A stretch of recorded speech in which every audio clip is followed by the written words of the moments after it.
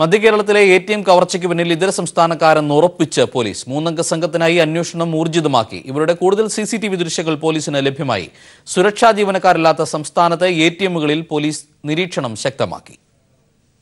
കഴിഞ്ഞ ദിവസം 3 ജില്ലകളിലായി 5 ഇടങ്ങളിൽ നടന്ന ATM കവർച്ചയ്ക്ക് പിന്നിൽ ഒരേ സംഘമാണെന്ന് പോലീസിന് വ്യക്തമായിരുന്നു. കവർച്ചകളിലെ സമാനതകളാണ് പോലീസിനെ ഈ നിഗമനത്തിലെത്തിച്ചത്. കവർച്ച നടത്തുന്നതിന് മുൻപ് CCTV ക്യാമറയിൽ സ്പ്രേ പെയിന്റ് അടിച്ചതും കവർച്ചയ്ക്ക് ശേഷം ഷട്ടർ ഇട്ടതും ഇതിനുദാഹരണമാണ്. ഇതര സംസ്ഥാനക്കാരായ 3 അംഗ പ്രൊഫഷണൽ കവർച്ചാ സംഘമാണ് മോഷണം നടത്തിയിരിക്കുന്നതെന്നും പോലീസ് ഉറപ്പിച്ചു കഴിഞ്ഞു. 3 പേരിൽ 2 പേരാണ് ATMകളിൽ കയറിയത്. ഒരാൾ വാഹനത്തിലിരിക്കുകയായിരുന്നുവെന്നും കണ്ടെത്തിയിട്ടുണ്ട്. പ്രതികളുടെ CCTV ദൃശ്യങ്ങൾ പോലീസിന് ലഭിച്ചിരുന്നു. ATMൽ നിന്നും ലഭിച്ചതിന് പുറമെ മറ്റു സ്വകാര്യ സ്ഥാപനങ്ങളിലെ CCTVയിൽ പതിഞ്ഞ ഇവരുടെ ദൃശ്യങ്ങളും പോലീസ് ശേഖരിച്ചിട്ടുണ്ട്. കോട്ടയം കോടിമതയിൽ നിന്നും മോഷ്ടിച്ച പിക്കപ്പ് വാനാണ് ഇവർ കവർച്ച നടത്താൻ ഉപയോഗിച്ചത്. ചാലക്കുടി ഹൈസ്കൂൾ ഗ്രൗണ്ടിൽ വാഹനം ഉപേക്ഷിച്ചതായും പോലീസ് കണ്ടെത്തിയിരുന്നു. സംഭവസ്ഥലത്ത് നിന്ന് വിരലടയാളങ്ങൾ പോലീസ് ശേഖരിച്ചിട്ടുണ്ട്. നേരത്തെ പിടിക്കപ്പെട്ടവരുടേതുമായി ഈ വിരലടയാളങ്ങൾ താരതമ്യം ചെയ്യാനാണ് പോലീസിന്റെ തീരുമാനം. 3 ജില്ലകളിലെ അന്വേഷണം ഏകോപിപ്പിച്ചുകൊണ്ട് സംസ്ഥാനത്തിനകത്തും പുറത്തുമായി പ്രതികൾക്ക് വേണ്ടി പോലീസ് അന്വേഷണം ഊർജിതമാക്കിയിരിക്കുകയാണ്. സുരക്ഷാ ജീവനക്കാരില്ലാത്ത ATMകളിൽ പോലീസ് നിരീക്ഷണം ശക്തമാക്കിയിട്ടുണ്ട്. കഴിഞ്ഞ ദിവസം പുലർച്ചെയാണ് കോട്ടയം, എറണാകുളം, തൃശൂർ ജില്ലകളിലെ ATM കുത്തിത്തുറന്ന് കവർച്ച നടത്തിയത്. കൊച്ചി ഇരുമ്പനത്തെയും തൃശൂർ കൊരട്ടിയിലെയും ATMകളിൽ നിന്നായി 35 ലക്ഷം രൂപയാണ് സംഘം കവർന്നത്. News bureau, Kochi. കൊല്ലം തുളസിക്കെതിരെ പോലീസ് കേസെടുത്തു. സുപ്രീം കോടതി ജഡ്ജിമാരെയും സ്ത്രീകളെയും അധിക്ഷേപിച്ചതിനെതിരെ ഡിവൈഎഫ്ഐ ചവറ പോലീസിന് നൽകിയ പരാതിയിലാണ് നടപടി. ജഡ്ജിമാരെ ശുംഭന്മാർ എന്ന് വിളിച്ച് ആക്ഷേപിച്ചതിനെതിരെ കോടതി അലക്ഷ്യത്തിന് കേസെടുക്കണമെന്നും പരാതിയിൽ ഡിവൈഎഫ്ഐ ആവശ്യപ്പെട്ടു. 295A, 298 IPC, 354A, 119A police act തുടങ്ങിയ ജാമ്യമില്ലാ വകുപ്പുകൾ പ്രകാരമാണ് പോലീസ് കേസെടുത്തത്. മതസ്പർദ്ധ വളർത്തൽ, മതവികാരത്തെ വ്രണപ്പെടുത്തുക, സ്ത്രീത്വത്തെ അപമാനിക്കുക, സ്ത്രീകളെ പൊതുസ്ഥലത്ത് വെച്ച് അവഹേളിക്കുക, അസഭ്യം പറയുക തുടങ്ങിയ കുറ്റങ്ങളാണ് കൊല്ലം തുളസിക്കെതിരെ ചുമത്തിയിരിക്കുന്നത്. ഡിവൈഎഫ്ഐ ചവറ ബ്ലോക്ക് കമ്മിറ്റിയുടെ പരാതിയിലാണ് പോലീസ് നടപടി. ഇന്ത്യയിലെ ഒന്നാകെ സ്ത്രീത്വത്തെ അപമാനിക്കുന്ന തരത്തിലേക്ക് പ്രസ്താവന നടത്തുകയും ചെയ്തിട്ടുള്ള കൊല്ലം തുളസിക്കെതിരെയാണ് DYFI Chavara block committee Chavara station പരാതി കൊടുത്തിട്ടുള്ളത്. തുടർന്ന് ഈ പരാതി പോലീസിലെയും മറ്റ് വനിതാ കമ്മീഷൻ ഉൾപ്പെടെയുള്ള ഉന്നത തലങ്ങളിലേക്ക് ഡിവൈഎഫ്ഐ ബ്ലോക്ക് കമ്മിറ്റി ഈ നടത്തിയ പ്രസ്താവനയ്ക്കെതിരെ, ഈ നടത്തിയ പ്രസംഗത്തിനെതിരെ പരാതിയുമായി മുന്നോട്ട് പോകും. BJPയുടെ ശബരിമല സംരക്ഷണ പദയാത്ര ഉദ്ഘാടന വേദിയിൽ സംസ്ഥാന അധ്യക്ഷൻ PS ശ്രീധരൻപിള്ള, ശോഭാ സുരേന്ദ്രൻ തുടങ്ങിയവരെ സാക്ഷി നിർത്തിയായിരുന്നു കൊല്ലം തുളസി ജുഡീഷ്യറിയെയും സ്ത്രീകളെയും അധിക്ഷേപിച്ചത്. ഇവിടുത്തെ അമ്മമാരൊക്കെ പോകണമെന്നാണ് ഞാൻ പറയുന്നത്. ഇവിടുത്തെ അമ്മമാരൊക്കെ ശബരിമലയിൽ പോകണം. എന്തിനാണെന്നറിയോ? ചില ലവളമാര് വരും, ഒരുക്കിയിട്ടുണ്ട്. അങ്ങനെ ആരെങ്കിലും കണ്ട അവർ രണ്ടായിട്ട് വലിച്ച് കീറണം. കീറി ഒന്നിന് ഡൽഹിയിലേക്ക്, ഒന്നിൽ കേരളത്തിലെ മുഖ്യമന്ത്രിയുടെ മൊഴിയിലേക്ക് ഇട്ട് കൊടുക്കണം. നിങ്ങളാരും പോകലെന്ന് എനിക്കറിയാം. കാര്യം നിങ്ങൾ വിവരവും വിദ്യാഭ്യാസവും സംസ്കാരവും അറിവുള്ളവരാണ്, കാര്യങ്ങൾ തിരിച്ചറിയുന്നവരാണ്. നമ്മുടെ ആൾക്കാരും അവിടെ പോയിട്ട് ഇങ്ങനെ പതുക്കെ ചൊല്ലിയാൽ പോരരുത്. ഇതങ്ങ് കേൾക്കണം. ഡൽഹിയിൽ സുപ്രീം കോടതി 4 ശുംഭന്മാർ കേൾക്കണം, ഉറക്കെ ചെല്ലണം. അതേസമയം ജഡ്ജിമാരെ അപമാനിച്ച സംഭവത്തിൽ കോടതിയാണ് നടപടി സ്വീകരിക്കേണ്ടതെന്ന് പോലീസ് പറഞ്ഞു. പരാതി സംബന്ധിച്ച് കോടതിയിൽ റിപ്പോർട്ട് നൽകും. ന്യൂസ് ബ്യൂറോ, കൊല്ലം. ശബരിമല തീർത്ഥാടനത്തിന് യുദ്ധകാലാടിസ്ഥാനത്തിൽ മുന്നൊരുക്കങ്ങളുമായി സംസ്ഥാന സർക്കാർ. ശബരിമലയിലെ നവീകരണ പുനരുദ്ധാരണ പ്രവർത്തനങ്ങൾ ടാറ്റ പ്രൊജക്ട് ലിമിറ്റഡിന് നൽകി സർക്കാർ ഉത്തരവ് പുറപ്പെടുവിച്ചു. 1 മാസത്തിനുള്ളിൽ പ്രവൃത്തി പൂർത്തിയാക്കണമെന്ന് സർക്കാർ നിർദ്ദേശിച്ചിട്ടുണ്ട്. റോഡുകളുടെ നവീകരണത്തിനായി 200 കോടി രൂപയുടെ പ്രവൃത്തികൾക്ക് സർക്കാർ ഭരണാനുമതി നൽകി. പ്രളയത്തെ തുടർന്ന് തകർന്നുപോയ പമ്പയിലെ നവീകരണ പുനരുദ്ധാരണ പ്രവർത്തനങ്ങൾ ടാറ്റ പ്രോജക്ട് ലിമിറ്റഡ് നൽകിയാണ് സർക്കാർ ഉത്തരവ് പുറപ്പെടുവിച്ചത്. മണ്ഡലകാലം ആരംഭിക്കുന്നതിന് മുന്നോടിയായി നിർമ്മാണ പ്രവർത്തനങ്ങൾ യുദ്ധകാലാടിസ്ഥാനത്തിൽ തീർക്കാനാണ് സർക്കാർ ഉദ്ദേശിക്കുന്നത്. 1 മാസമാണ് പ്രവർത്തനത്തിനായി നൽകിയിരിക്കുന്ന കാലാവധി. റോഡുകളുടെ നവീകരണത്തിനായി 200 കോടി രൂപയുടെ പ്രവർത്തികൾക്ക് സർക്കാർ ഭരണാനുമതി നൽകിയിട്ടുണ്ട്. നവംബർ 17-നാണ് മണ്ഡല മകരവിളക്ക്. ഉത്സവകാലത്ത് തീർത്ഥാടകരുടെ പ്രവാഹത്തിന് തടസ്സമുണ്ടാകാതിരിക്കാൻ പാലങ്ങൾ, അനുബന്ധ റോഡുകൾ, കലുങ്കുകൾ എന്നിവ സമയബന്ധിതമായി പുനർനിർമ്മിക്കുന്നതിനാണ് ടാറ്റ പ്രോജക്ട് ലിമിറ്റഡിനെ ചുമതലപ്പെടുത്തിയത്. അടിസ്ഥാന സൗകര്യ വികസന രംഗത്ത് ഇന്ത്യയിലെ പ്രമുഖ കമ്പനിയാണ് ടാറ്റ പ്രോജക്ട്സ്. പ്രവർത്തികളുടെ മേൽനോട്ടത്തിന് ചീഫ് സെക്രട്ടറി അധ്യക്ഷനായും 3 IAS ഓഫീസർമാരും സംസ്ഥാന പോലീസ് മേധാവിയും അംഗങ്ങളായ ഉന്നതതല സമിതി രൂപീകരിച്ചിട്ടുണ്ട്. ഈ സമിതി യോഗം ചേർന്ന് പ്രവർത്തന പുരോഗതി വിലയിരുത്തി. നിലയ്ക്കലിൽ 6000 തീർത്ഥാടകർക്ക് ഇടത്താവളം നിർമ്മിക്കാനുള്ള കരാറും ടാറ്റയ്ക്കാണ് നൽകിയത്. തീർത്ഥാടകർ കൂടുതൽ കേന്ദ്രീകരിക്കുമെന്നതിനാൽ നിലയ്ക്കലെ കുടിവെള്ള സംഭരണ ശേഷി 60 ലക്ഷം ലിറ്ററായി ഉയർത്താൻ തീരുമാനിച്ചു. പമ്പയിലും നിലയ്ക്കലും പ്രളയത്തിൽ തകർന്ന പ്രദേശങ്ങളിൽ പൈപ്പിടൽ ഉൾപ്പെടെയുള്ള കുടിവെള്ള പദ്ധതികൾക്കായി 6.5 കോടി രൂപയുടെ ഭരണാനുമതിയും സർക്കാർ നൽകിയിട്ടുണ്ട്. News bureau, Thiruvananthapuram. ലൈംഗികാതിക്രമ ആരോപണം നേരിടുന്ന കേന്ദ്ര വിദേശകാര്യ സഹമന്ത്രി എം ജെ അക്ബർ നാളെ ദില്ലിയിൽ മടങ്ങിയെത്തും. മധ്യ ആഫ്രിക്കയിൽ സന്ദർശനത്തിലുള്ള അക്ബർ മടങ്ങിയെത്തിയാലുടൻ രാജി സമർപ്പിക്കും. അക്ബറിനെതിരെ 10 വനിതാ മാധ്യമ പ്രവർത്തകരാണ് ആരോപണവുമായി രംഗത്തെത്തിയത്. രാജിവെച്ചാൽ മോദി മന്ത്രിസഭയിൽ നിന്നും ലൈംഗിക പരാതിയിൽ രാജിവെക്കുന്ന രണ്ടാമത്തെ മന്ത്രിയാകും എം ജെ അക്ബർ. 5 നിയമസഭാ തെരഞ്ഞെടുപ്പ് ആരംഭിച്ചിരിക്കുന്നതിനാൽ മുഖം രക്ഷിക്കുന്നതിന്റെ ഭാഗമായി അക്ബറിന്റെ രാജി എഴുതി വാങ്ങാനാണ് കേന്ദ്ര സർക്കാർ തീരുമാനം. തെരഞ്ഞെടുപ്പ് നടക്കുന്ന മധ്യപ്രദേശിൽ നിന്നുള്ള രാജ്യസഭാംഗം കൂടിയാണ് അക്ബർ. മധ്യ ആഫ്രിക്കയിൽ പര്യടനത്തിനുള്ള അക്ബർ നാളെ ദില്ലിയിൽ തിരിച്ചെത്തും. BJP അധ്യക്ഷൻ അമിത്ഷയെ അക്ബർ കാണുന്നുണ്ട്. തുടർന്ന് പ്രധാനമന്ത്രിക്ക് രാജി സമർപ്പിക്കുമെന്നാണ് BJP വൃത്തങ്ങൾ നൽകുന്ന സൂചന. 10 മാധ്യമപ്രവർത്തകരാണ് ഇതുവരെ അക്ബറിനെതിരെ സോഷ്യൽ മീഡിയയിലൂടെ രംഗത്തെത്തിയത്. ഇവരാരും പരാതി നൽകിയിട്ടില്ലെങ്കിലും സൊമോട്ടോ കേസെടുത്ത് അന്വേഷിക്കാൻ കേന്ദ്ര സർക്കാർ അന്വേഷണ ഏജൻസികൾക്ക് നിർദ്ദേശം നൽകണമെന്ന ആവശ്യവും ശക്തമായിട്ടുണ്ട്. രാജിവെക്കുകയാണെങ്കിൽ മോദി മന്ത്രിസഭയിൽ നിന്നും ലൈംഗിക ആരോപണത്തെ തുടർന്ന് രാജിവെക്കുന്ന രണ്ടാമത്തെ മന്ത്രിയാകും എം ജെ അക്ബർ.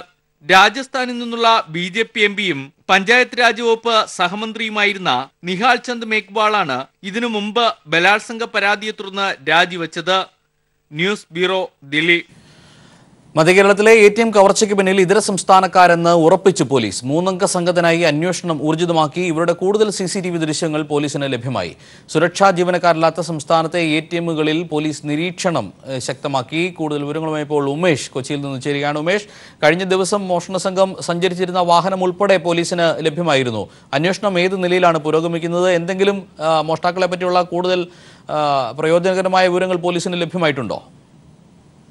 ജോർജറ്റ്, ഏറ്റവും ഒടുവിലായി ലഭിക്കുന്ന വിവരം എന്ന് പറയുന്നത് ഈ കവർച്ചയ്ക്ക് പ്രാദേശിക സഹായം ലഭിച്ചിരുന്നതായുള്ള ഒരു പ്രാഥമിക നിഗമനത്തിൽ പോലീസ് എത്തിയിട്ടുണ്ട്. കാരണം നിലവിൽ പോലീസ് കണ്ടെത്തിയിരിക്കുന്നത് ഈ കവർച്ചയ്ക്ക് പിന്നിൽ 3 അംഗ സംഘമാണ്. അത് ഇതര സംസ്ഥാനക്കാരാണ് എന്നും പോലീസ് ഉറപ്പിച്ചിട്ടുണ്ട്. ഈ കവർച്ച നടത്തിയ രീതി പരിശോധിക്കുമ്പോൾ അത് വളരെ പരിചയസമ്പന്നതയുള്ളവരാണ് ഈ കവർച്ചയ്ക്ക് പിന്നിൽ എന്നുള്ളതും വ്യക്തമാണ്.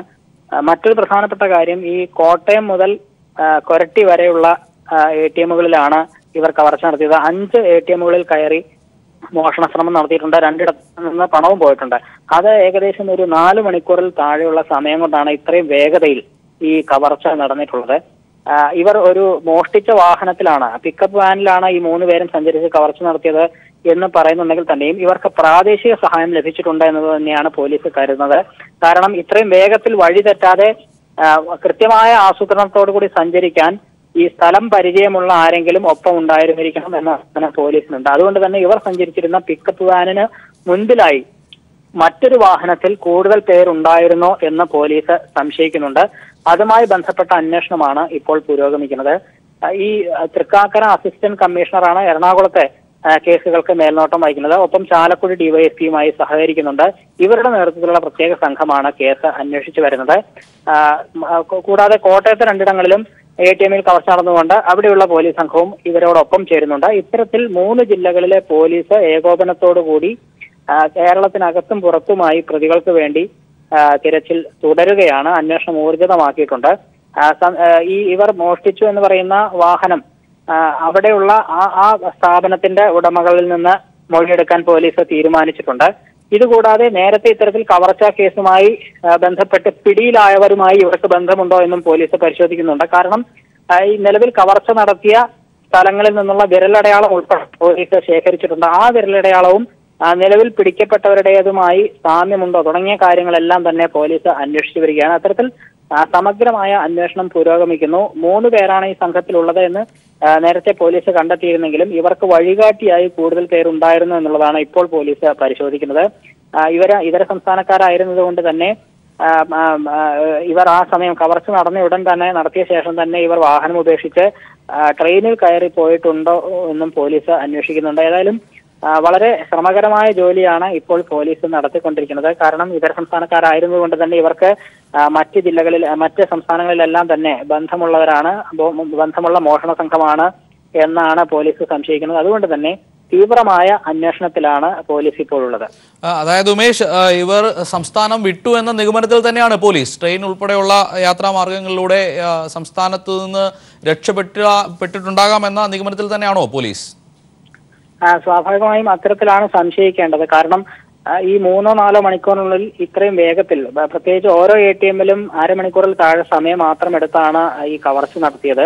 അതുകൊണ്ട് തന്നെ ഇവർ കവർച്ച നടത്തി തുടങ്ങുന്നത് മുതൽ കഴിയുന്നത് വരെയും അതിനുശേഷം ഇവർക്ക് എങ്ങോട്ട് പോകണം, എങ്ങനെ രക്ഷപ്പെടണം തുടങ്ങിയ കാര്യങ്ങളെല്ലാം ആസൂത്രണം ചെയ്താണ് ഇവർ ഈ കവർച്ച നടത്തിയത് എന്നാണ് നിലവിൽ പോലീസ് മനസ്സിലാക്കുന്നത്. അതുകൊണ്ട് തന്നെ ഇവർ ഒരു പക്ഷേ സംസ്ഥാനം വിട്ടുണ്ടാകുന്നത് തന്നെയാണ് പോലീസ് കരുതുന്നത്. കാരണം പ്രത്യേകിച്ച് ഇതര സംസ്ഥാനക്കാരാണ്. അതുകൊണ്ട് തന്നെ ഒന്നുകിൽ ഇവർ ഇവരുടെ നാട്ടിലേക്കോ അല്ലെങ്കിൽ ഇവരുടെ മോഷ്ടാക്കളുടെ കേന്ദ്രം എവിടെയാണോ അവിടേക്ക് ഇവർ പോയിട്ടുണ്ടാകും എന്ന നിഗമനത്തിൽ തന്നെയാണ് പോലീസ് ഉള്ളത്. അതുകൊണ്ട് തന്നെയാണ് കേരളത്തിനകത്തും പുറത്തും വളരെ വിശദമായി തന്നെ പോലീസ് ഇപ്പോൾ അന്വേഷണം വ്യാപിപ്പിച്ചിരിക്കുന്നത്. ഈ പ്രാദേശിക സഹായം ലഭ്യമാകിയിട്ടുണ്ട് എന്നതിനെ പറ്റിയുള്ള ഏതെങ്കിലും സൂചനകൾ ലഭ്യമായിട്ടുണ്ടോ? ഈ മോഷണം നടത്തിയ അല്ലെങ്കിൽ ഈ സംഘം ഉപയോഗിച്ച വാഹനത്തിന്റെ ഉടമയെ അടക്കം ചോദ്യം ചെയ്യുകയാണ്. അവരുമായി ബന്ധപ്പെട്ട ആരെങ്കിലും ആകാം എന്നുള്ള ഒരു സംശയം പോലീസിനുണ്ടോ?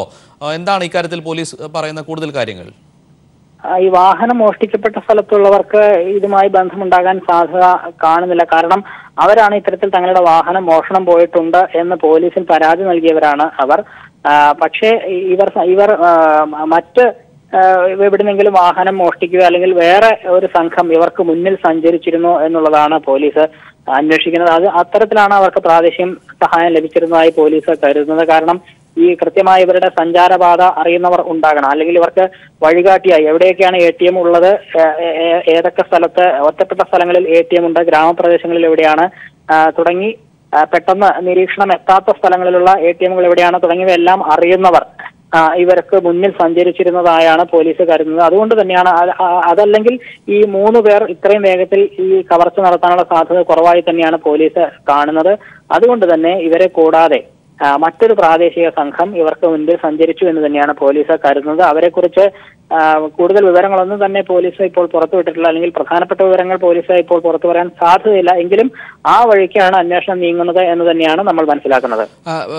ഉമേഷ്, അതിനാണ് പ്രധാന സംശയമായി നിലനിൽക്കുന്നത്. കോട്ടയം മുതൽ തൃശ്ശൂർ വരെയുള്ള വിവിധ ATMകൾ, 5ഓളം ATMകളിലാണ് മോഷണ ശ്രമവും മോഷണം ഉൾപ്പെടെ നടന്നത്. ഇത് ഏകദേശം 4 മണിക്കൂറിനുള്ളിൽ നടന്നു എന്ന് പറയുമ്പോൾ ഈ 3 അംഗ സംഘത്തെ മാത്രം ചുറ്റിപ്പറ്റിയാണോ പോലീസിന്റെ അന്വേഷണം നീങ്ങുക? ഈ ഒരു സംഘം 3 പേർ മാത്രമാണോ ഈ ഒരു മോഷണത്തിന് പിന്നിലെന്ന് പോലീസ് എങ്ങനെയാണ് നിഗമനത്തിലെത്തിയത്? അതോ അതിനപ്പുറത്തേക്കുള്ള പോലീസ് നിരീക്ഷണം എന്താണ്? ഇപ്പോഴത്തെ പോലീസിന്റെ നിഗമനമനുസരിച്ച് 3 അംഗ സംഘം മാത്രമായിരിക്കില്ല. അവർ പക്ഷേ നേരിട്ട് കവർച്ച നടത്തിയത് ഈ 3 പേരാണെങ്കിലും ഇവർക്ക് സഹായം ലഭിച്ചിരുന്നതായി തന്നെയാണ് പോലീസ് കരുതുന്നത്. പക്ഷേ അവർ ഈ കവർച്ചാ സംഘത്തിലുള്ളവരാകാം, അല്ലെങ്കിൽ പുറത്തുനിന്നുള്ളവരാകാം, പ്രാദേശിക തലത്തിൽ സഹായം ലഭിച്ചതായിരിക്കാം. ഏതായാലും ഇവരെ ചുറ്റിപ്പറ്റി മാത്രമല്ല ഇപ്പോൾ അന്വേഷണം പുരോഗമിക്കുന്നത് എന്ന് തന്നെയാണ് മനസ്സിലാക്കുന്നത്. കവർച്ച നടത്തിയത് ഇവരാണെങ്കിലും ഈ 2 പേർ മാത്രമാണ് ATMനകത്ത് കയറി കവർച്ച നടത്തിയത്. ഒരാൾ വാഹനത്തിലായിരുന്നു എന്നുള്ളത് പോലീസ് മനസ്സിലാക്കിയിട്ടുണ്ട്. ആ 3 പേർ മാത്രമായിരുന്നു ഇതിലുണ്ടായിരുന്നത് എന്നാണ് പോലീസ് ആദ്യം കരുതിയിരുന്നതെങ്കിലും ഇത്രയും വേഗത്തിൽ ചുരുങ്ങിയ സമയത്തിനുള്ളിൽ തന്നെ ഇത്രയും ATMകളിൽ കയറി മോഷണം നടത്താൻ ഇവർക്ക് മറ്റ് സഹായം ലഭിച്ചിട്ടുണ്ട് എന്ന് തന്നെയാണ് പോലീസ് ഉറപ്പിക്കുന്നത്. അതുകൊണ്ട് തന്നെ ആ രീതിയിലുള്ള അവരെക്കുറിച്ചുള്ള അന്വേഷണമാണ് ഇപ്പോൾ പുരോഗമിക്കുന്നത്. CCTV ദൃശ്യങ്ങൾ ലഭ്യമായിട്ടുണ്ട്. ഒപ്പം തന്നെ വിരലടയാളമടക്കം ശാസ്ത്രീയ തെളിവുകളും പോലീസ് പരിശോധിച്ചു വരികയാണ്. പ്രതികൾ പിടിയിലാകുമെന്ന് തന്നെയാണോ പോലീസ് പറയുന്നത്? തീർച്ചയായും. കാരണം ഇവർക്ക് ATMയിൽ നിന്നുള്ള ദൃശ്യങ്ങളെ കൂടാതെ മറ്റ് സ്വകാര്യ സ്ഥാപനങ്ങളിലും ഉള്ള ATM CCTV ദൃശ്യങ്ങൾ പോലീസിന് ലഭിച്ചിട്ടുണ്ട്. അതിൽ പലരുടെയും മുഖവും വ്യക്തമായിട്ടുണ്ട്. അത് കേന്ദ്രീകരിച്ച് അന്വേഷണം നടക്കുന്നത് കൊണ്ട് തന്നെ പോലീസിനെ എളുപ്പത്തിൽ പിടികൂടാൻ കഴിയുമെന്ന് തന്നെയാണ് പ്രതീക്ഷിക്കപ്പെടുന്നത്. ഇവരെ കൂടാതെ ഇവർക്ക് സഹായം ലഭിച്ചു വരുന്നവരെ കുറിച്ചും പോലീസ് അന്വേഷണം നടത്തുന്നുണ്ട്. ഇതര സംസ്ഥാനക്കാരായിരുന്നത് കൊണ്ട് തന്നെ ഇവരെ കണ്ടെത്തുക അല്പം ശ്രമകരമാണ്. എങ്കിലും തീവ്രമായ അന്വേഷണത്തിൽ തന്നെയാണ് പോലീസ് ഇപ്പോൾ ഉള്ളത്. വളരെ വ്യക്തമാണ്. സംസ്ഥാനത്ത് നടന്ന ATM കവർച്ചാ കേസുകളിൽ പോലീസ് അന്വേഷണം വ്യാപിപ്പിക്കുന്നു. മോഷണ സംഘത്തിന് സഹായം ചെയ്തവർ ഉണ്ട് എന്ന നിഗമനത്തിൽ അവർക്കായുള്ള അന്വേഷണവും പോലീസ് ആരംഭിച്ചു കഴിഞ്ഞു. വിവരങ്ങളാണ് ഉമേഷ് കൊച്ചിയിൽ നിന്ന് നൽകിയത്. തിരിച്ചെത്താം, ഇടവേള. മോദിയുടെയും മുഖ്യമന്ത്രി ശിവരാജ് സിംഗ് ചൗഹാന്റെയും ചിത്രങ്ങൾ പതിപ്പിച്ച ടൈൽസുകൾ മധ്യപ്രദേശിലെ PMAY വീടുകളിൽ നിന്ന് പൊളിച്ചു മാറ്റാൻ ആരംഭിച്ചു. സർക്കാർ പദ്ധതിയെ രാഷ്ട്രീയ നേട്ടത്തിനായി ഉപയോഗിക്കുന്ന മധ്യപ്രദേശ് സർക്കാരിന്റെ നീക്കത്തിനെതിരെ കോൺഗ്രസ് തെരഞ്ഞെടുപ്പ് കമ്മീഷനെ സമീപിച്ചിരുന്നു. കാത്തിരുന്ന് കിട്ടിയ വീട് വീണ്ടും കുത്തിപ്പൊളിച്ചതോടെ പദ്ധതി മൂലം നേട്ടമുണ്ടായവരെല്ലാം ബിജെപിക്കെതിരെ തിരിഞ്ഞിരിക്കുകയാണ്. മധ്യപ്രദേശ് ഹൈക്കോടതി കഴിഞ്ഞ മാസമായിരുന്നു പ്രധാനമന്ത്രി നരേന്ദ്രമോദിയുടെയും മുഖ്യമന്ത്രി ശിവരാജ് സിംഗ് ചൌഹാന്റെയും ചിത്രങ്ങൾ പതിപ്പിച്ച ടൈൽസുകൾ പ്രധാനമന്ത്രി ആവാസ് യോജന വീടുകളിൽ നിന്ന് നീക്കം ചെയ്യണമെന്ന് ഉത്തരവിട്ടത്. 3 മാസത്തിനകം ടൈലുകൾ നീക്കം ചെയ്യണമെന്നായിരുന്നു ഉത്തരവ്. തെരഞ്ഞെടുപ്പ് നടക്കാനിരിക്കെ ബിജെപി രാഷ്ട്രീയ പ്രചരണത്തിനായി സർക്കാർ പദ്ധതിയെ ഉപയോഗിക്കുന്നത് ശ്രദ്ധയിൽപ്പെട്ടതുകൊണ്ടാണ് ടൈലുകൾ മാറ്റുന്ന നടപടി ഇപ്പോൾ വേഗത്തിലാക്കിയിരിക്കുന്നത്. സംസ്ഥാനത്തെ 234 PMAY വീടുകളിൽ നിന്നാണ് ടൈൽസുകൾ നീക്കം ചെയ്യുന്നത്. വീടുകളിൽ പതിപ്പിച്ച ടൈൽസുകൾ തെരഞ്ഞെടുപ്പ് പെരുമാറ്റച്ചട്ട ലംഘനമാണെന്നും ഇത് തടയണമെന്നും ആവശ്യപ്പെട്ട് കോൺഗ്രസ് തെരഞ്ഞെടുപ്പ് കമ്മീഷനെയും സമീപിച്ചിരുന്നു. ആറ്റുനോറ്റ് നാട്ടുകാർക്ക് കിട്ടിയ വീട് വീണ്ടും കുത്തിപ്പൊളിച്ചതോടെ പദ്ധതി മൂലം നേട്ടമുണ്ടായവരെല്ലാം ബിജെപിക്കെതിരെ തിരിഞ്ഞിരിക്കുകയാണ്. News bureau, Delhi. ഛത്തീസ്ഗഡിൽ ആദ്യഘട്ടം തെരഞ്ഞെടുപ്പ് നടക്കുന്ന 18 സീറ്റുകളിൽ 17 സീറ്റുകളിൽ കോൺഗ്രസ് സ്ഥാനാർത്ഥി പട്ടികയ്ക്ക് അന്തിമ രൂപമായി. മുഖ്യമന്ത്രി രമൺ സിംഗിന്റെ മണ്ഡലമായ രായ്നന്ദഗോഡിലെ സ്ഥാനാർത്ഥിയുടെ കാര്യത്തിലാണ് ഇതുവരെ തീരുമാനമാകാത്തത്. രമൺ സിംഗ് തന്നെ വീണ്ടും ഇവിടെ മത്സരിക്കുന്നതിനാൽ മികച്ച സ്ഥാനാർത്ഥിയെ മത്സരിപ്പിക്കാനാണ് കോൺഗ്രസിന്റെ ശ്രമം. 2 ദിവസത്തിനകം സ്ഥാനാർത്ഥി പട്ടിക ഔദ്യോഗികമായി പ്രഖ്യാപിക്കും. 90 അംഗ ഛത്തീസ്ഗഡ് നിയമസഭയിൽ ആദ്യഘട്ടം തെരഞ്ഞെടുപ്പ് നടക്കുന്ന മാവോയിസ്റ്റ് സാന്നിധ്യ മേഖലയായ 18 സീറ്റുകളിലാണ്. നവംബർ 12-നാണ് ഈ സീറ്റുകളിൽ തെരഞ്ഞെടുപ്പ്. തൊഴിലിടങ്ങളിൽ ലൈംഗിക പീഡനം അനുഭവിക്കുന്ന സ്ത്രീകളുടെ തുറന്നു പറച്ചിലുകൾക്ക് ഐക്യദാർഢ്യം പ്രഖ്യാപിച്ച് അഖിലേന്ത്യാ ജനാധിപത്യ മഹിളാ അസോസിയേഷൻ ദില്ലി സംസ്ഥാന കമ്മിറ്റി റാലി സംഘടിപ്പിച്ചു. പീഡന ആരോപണ വിധേയനായ മന്ത്രി MJ അക്ബർ രാജിവെക്കണമെന്നും അക്ബറിനെ സംരക്ഷിക്കുന്ന നടപടി അവസാനിപ്പിക്കാൻ BJPയും കേന്ദ്ര സർക്കാരും തയ്യാറാകണമെന്നും റാലി ആവശ്യപ്പെട്ടു. തൊഴിലിടങ്ങളിലെ പീഡനങ്ങളെക്കുറിച്ച് തുറന്നു പറയാൻ ധൈര്യം കാണിച്ച സ്ത്രീകൾക്ക് ഒപ്പം നിൽക്കുന്നതായും കുറ്റാരോപിതർക്കെതിരെ കേസെടുത്ത് അന്വേഷണം വേണമെന്നും മഹിളാ അസോസിയേഷൻ ആവശ്യപ്പെട്ടു. സുരക്ഷിതവും അന്തസ്സുമുള്ള തൊഴിലിടം ഉറപ്പുവരുത്താൻ സർക്കാരുകൾ തയ്യാറാകണമെന്ന് റാലി ആവശ്യപ്പെട്ടു. ജന്തർ മന്ദിറിൽ നടന്ന റാലിയിൽ നിരവധി പ്രവർത്തകർ പങ്കെടുത്തു. മിസോറാം നിയമസഭാ തെരഞ്ഞെടുപ്പിൽ 36 സീറ്റുകളിലേക്കുള്ള സ്ഥാനാർത്ഥികളെ കോൺഗ്രസ് പ്രഖ്യാപിച്ചു. മുഖ്യമന്ത്രി ലാൽ തൻവാല 2 സീറ്റുകളിൽ മത്സരിക്കും. യുവാക്കൾ MNF-ലേക്ക് കൂടി പോകുന്ന സാഹചര്യത്തിൽ 12 പുതുമുഖങ്ങൾക്ക് സീറ്റ് നൽകിയിട്ടുണ്ട്. 8 സിറ്റിംഗ് MLA-മാരെ പരിഗണിക്കാതെ 12 പുതുമുഖങ്ങൾക്ക് അവസരം നൽകിയാണ് കോൺഗ്രസ് നിയമസഭാ തെരഞ്ഞെടുപ്പിനുള്ള 36 സ്ഥാനാർത്ഥികളെ പ്രഖ്യാപിച്ചത്. മുഖ്യമന്ത്രിയായി 2 ടേം പൂർത്തിയാക്കിയ ലാൽ തൻവാല സർച്ചിപ്പ്, ചമ്പായി സൗത്ത് എന്നീ 2 മണ്ഡലങ്ങളിൽ നിന്നും ജനവിധി തേടും. 2013-ലും തൻവാല 2 ഇടങ്ങളിൽ മത്സരിച്ചിരുന്നു.